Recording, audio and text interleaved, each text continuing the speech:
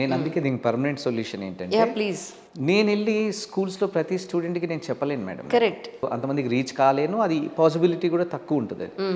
కానీ ఆ స్కూల్లో పనిచేసే టీచర్స్కి నేను ఈ నాలెడ్జ్ కనుక షేర్ చేయగలిగితే ఎస్, వాళ్ళు through out the academic year వాళ్ళ పిల్లలకి చెప్పుకుంటారు కాబట్టి. అబ్సల్యూట్లీ. సో అందుకే నేను ట్రైన్ ద ట్రైనర్స్ అని నేను పెట్టిన ప్రోగ్రామ్ పేరే టీటీటీ, అంటే ట్రైన్ ద ట్రైనర్స్. రైట్. దీని ద్వారా ఏంటంటే నాకున్న నాలెడ్జ్ని ఈ సింపుల్ వేని టీచర్స్కి కనుక ట్రాన్స్ఫర్ చేయగలిగితే ఈ నాలెడ్జ్ని వాళ్ళు స్కూల్లో పిల్లలకి ఇవ్వగలుగుతారు వాళ్ళు. సో వాళ్ళే ఉంటారు స్కూల్లో కాబట్టి ఆ తర్వాత ప్రాబ్లం ఉండదు. ఒక లేయర్ మారిపోయిన తర్వాత ఇంకా ఇంగ్లీష్ ప్రాబ్లం ఉండదు మేడం. మీరు అనుకుంటున్నారు ఒక 2 years తర్వాత అసలు కంప్లీట్గా we're going to change the phase of learning English అంటారు నేను. కరెక్ట్. అంటే ఇంగ్లీష్ నేర్చుకునే విధానమే మారిపోతుంది. వొకాబులరీ డెవలప్ చేసుకోవడానికి మీరు చెప్పే సింపుల్ వే ఏంటి అండి? వొకాబులరీ కూడా మేడం ఆల్మోస్ట్ అయితే మనకి రోజు బతకడానికి కావాల్సిన వొకాబులరీ ఆల్రెడీ మనకి చాలా తెలుసు మేడం. మనకి సో కొత్త కొత్త పదాలు కనుక్కోవాల్సిన అవసరం లేదు వాస్తవానికి. ఇప్పుడు ఫర్ ఎగ్జాంపుల్ గో అంటే మీకు తెలుసా? తెలీదా? నాకు తెలుసు, పక్కన ఉన్న వాళ్ళందరికీ తెలుసు. గో మీద తెలుగులో ఎన్ని సెంటెన్సెస్ చెప్పగలుగుతున్నా, అట్లాగే ఇంగ్లీష్లో కూడా అన్ని సెంటెన్సెస్ చెప్పగలుగుతున్నావా? ఇప్పుడు చూడండి, గో ఉందండి, వెళ్ళటం. నేను వెళ్తున్నాను, మీరు వెళ్తున్నారా? ఎక్కడికి వెళ్తున్నారు? ఎక్కడికి వెళ్ళారు? వెళ్ళగలరా? వెళ్ళాలి, వెళ్తానేమో, వస్తాడేమో, రాడేమో, వస్తున్నాడేమో, వచ్చేసిండేమో, రావాలి, వచ్చి ఉండాల్సింది, రాకపోయి ఉండాల్సింది.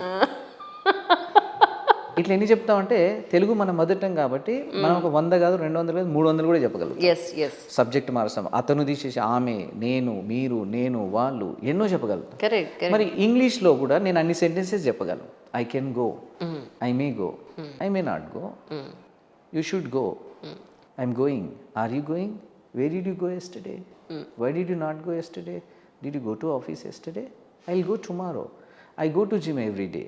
ఇట్లా నేను ప్రతి సెంటెన్స్ని మళ్ళీ ఇంకోటి కూడా నేను సెంటెన్స్ ఒకటే మేక్ చేయట్లేదండి, ఆ సెంటెన్స్ మీనింగ్ కూడా నాకు తెలుసు. ఎగ్జాక్ట్లీ. అట్లా నేను ఎన్ని చెప్పగలుగుతున్నాను అని అంటే నేను మళ్ళీ తెలుగులో ఎన్ని చెప్పానో ఇంగ్లీష్లో కూడా అన్ని చెప్పగలుగుతాను. నాకు అవసరం ఉన్న చోట తెలుగుకి తెలుగు వస్తుంది, ఇంగ్లీష్కి ఇంగ్లీష్ వస్తుంది. మరి ఇప్పుడు మనకి అట్లా ఎన్ని పదాలు తెలుసు అని అంటే ప్రపంచంలో ఎక్కడికి వెళ్ళి ఏమైనా కమ్యూనికేట్ చేయాలంటే 400 వర్బ్స్ తెలిస్తే చాలు మేడం. తెలుగు మీడియం చదివిన ఒక స్టూడెంట్కి మినిమం 350 తెలిసి ఉంటాయి. అందరంటారా? కానీ దాన్ని సెంటెన్స్ మేకింగ్ రాదు. కరెక్ట్. సో మన దాంట్లో ఏంటంటే ఫస్ట్ సెంటెన్స్ మేకింగ్ నుంచే నేర్పిస్తాం. అంటే ఏబిసిడి నుంచి నేర్పిస్తారా? ఆల్రెడీ కొన్ని అంటే ఇంగ్లీష్ చదవటం రాయటం రావాలి, రైట్, తెలుగు అర్థం కావాలి. పర్ఫెక్ట్. ఎన్ని రోజులు పడుతుంది సార్? 2 months అండి. That's it. 2 monthsలో నేటివ్స్ లాగా మాట్లాడవచ్చు ఎవరైనా సరే. సో దీనికి సంబంధించి can I show this madam? ఈ రియల్ లైఫ్ ఇంగ్లీష్ అని ఒక బుక్ రాశాను. ఇది సెంటెన్స్ మేకింగ్ కోసం మేడం. ఓకే.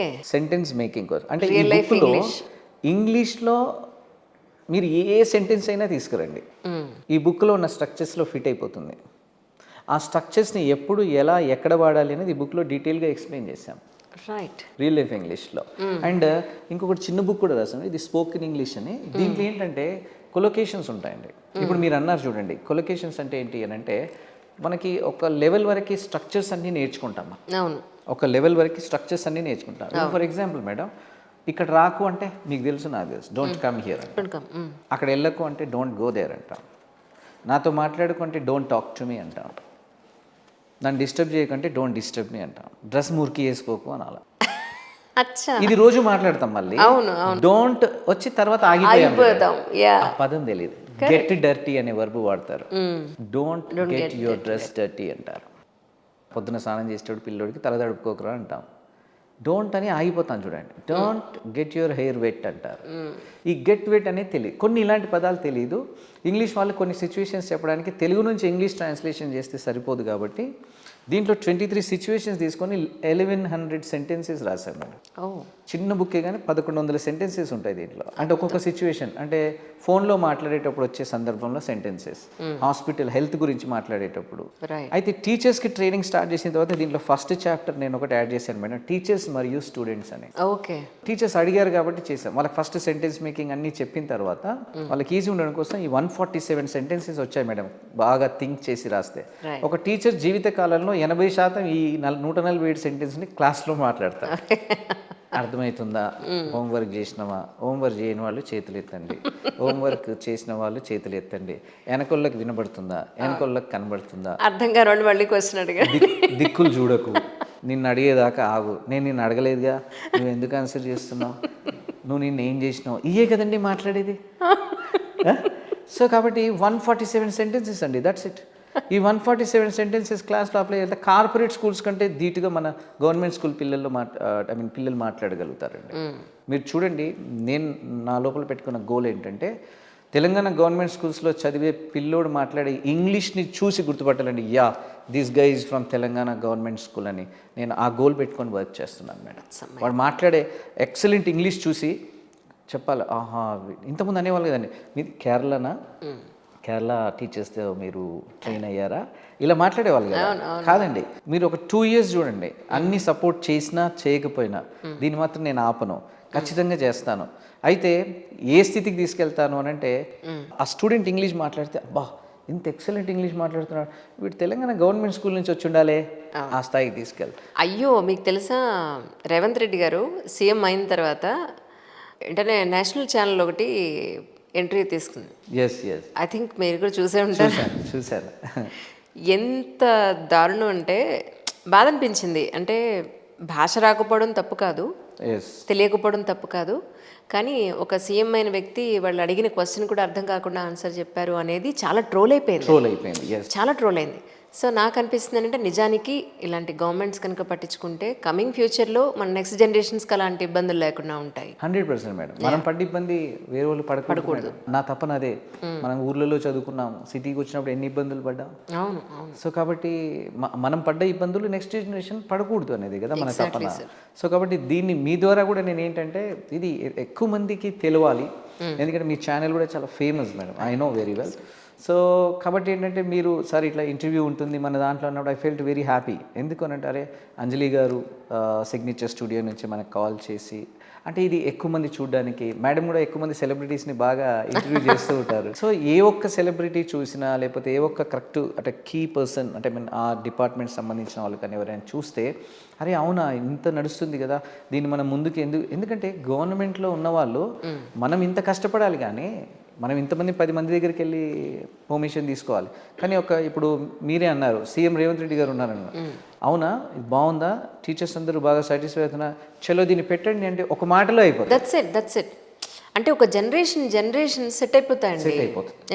నెక్స్ట్ జనరేషన్స్ అన్ని బాగుపడతాయి మేడం. నేను సాఫ్ట్వేర్ కంపెనీ వాళ్ళు ఇంటర్వ్యూ చేస్తున్నప్పుడు పాపం వాళ్ళలో లాంగ్వేజ్ రాక, ఎస్ మేడం, కాన్ఫిడెన్స్ లేక ఉద్యోగాలు రావట్లేదు అని నేను ఎన్నిసార్లు వింటానో, అది బాధ చేస్తూ ఉంటుంది నిజంగా. వీళ్ళు ఎఫర్ట్ చేయడానికి వీళ్ళకి కుదరదు, టైం ఇవ్వలేకపోతారు, అండ్ మోర్ ఓవర్ ఫోకస్ చేయరు దాని మీద, సో మెనీ థింగ్స్. అంటే సార్ మీది ఇప్పుడు ఆన్లైన్ ఉందా, ఆఫ్లైన్ ఉందా, దాని గురించి ఒకసారి వివరంగా. నేను మేడం ఇప్పుడు కరోనాకి ముందు అమీర్పేటలోనే నా ఇన్స్టిట్యూట్ మేడం, మైత్రిలోనే బ్యాక్ సైడే ఉండేది.